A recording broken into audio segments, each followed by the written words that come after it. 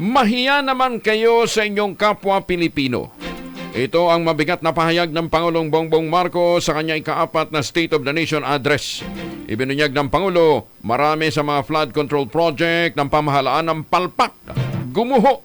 Kasunod na matinding mga pagulan sa bansa nitong mga nakaraang linggo dahil sa pinagsamang epekto ng bagyo at ng habagat.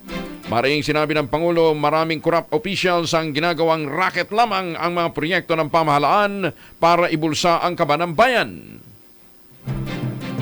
Para matiyak na hindi na ito mauulit pa, inatasan ng Pangulo ang Department of Public Works and Highways agad magsumite ng listahan ng mga flood control projects sa bawat rehiyon sa nagdaang taon.